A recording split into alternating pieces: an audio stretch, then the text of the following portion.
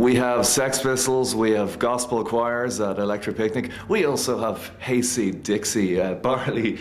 Lovely to have you in. I gotta say, you guys are a really imposing bunch of characters. Has anyone ever told you this? Really? Yeah. To men or to women? Because I'd like to be imposing to men, but not so much to the ladies, you understand? Do you like my fashionable eyewear? I bought these things in Paris. Supposed to make me look a little bit sexier. What do you think? Well, actually, don't answer that, because I don't want to know if you think I'm sexy. That's too long of an answer. Okay, fair enough.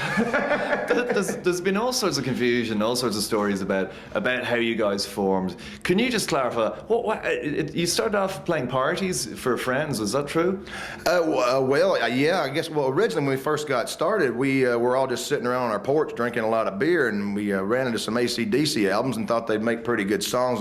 We basically were having a lot of fun playing them while we were drinking, so we thought, well, maybe some other beer drinkers might enjoy listening to this, and made a record of it, and we just sort of made about 20 copies and passed it around to our friends for them to play at parties and stuff. We never really thought that it would ever be released as a record, and that's absolutely true. We never thought we were trying to make an album or start a band or anything else. We were just drinking buddies that all happened to play instruments, and it made its way to some U.S. radio stations. They started playing it. We thought, well, I guess we ought to go play some gigs, and that was 9 years ago and 7 albums ago, and here we are. And to this day, I can't figure out why anybody pays us to do it, but thank you very much for giving me a job, and I mean that sincerely. I mean, it's gotten me laid.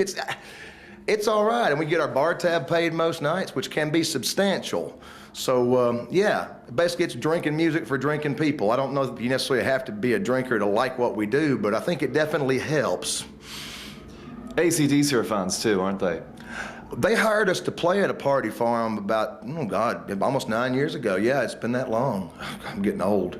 I looked at my mother the other day. I said, my mom's an old lady. How'd that happen? And I went, oh, geez, I'm a middle-aged man. But at any rate, yeah, I say they hired us because they actually insisted on paying us money when we told them we would do it for nothing, and they said, oh, you got to take the money, mate. I can't fake the accent. I'm not good at accents, but yeah, they basically insisted on paying us, I think about $5 or something, which makes them the coolest little short guys in the world.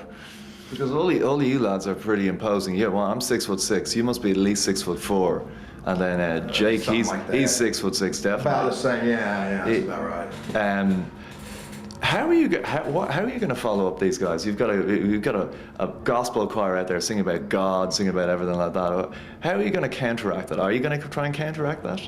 Well, you know, I mean, it's a yin and yang thing. You know, you can't possibly have God without the devil, or the devil without God. I mean, I'm no theologian, but the way I look at it is it has to be one big continuous evolving circle. Like if you find somebody who's a hardcore left-wing, real liberal person, a lot of times they will agree with a lot of the positions of the far right-wing extremist conservatives for completely different reasons, but they'll hold a lot of the same viewpoints on things like capital punishment and legalization of drugs and stuff like that. You ever notice that?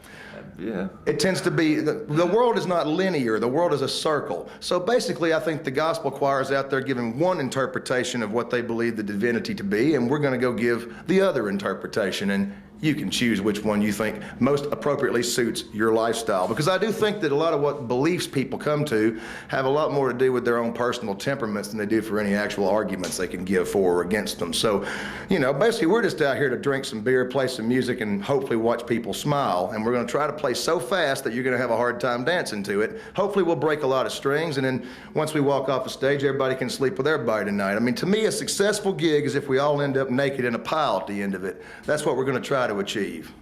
I'm trying to actually get that image out of my head, but it's a pleasure meeting you. Looking forward to seeing your set, and thanks for recording the tune too. Hayseed Dixie.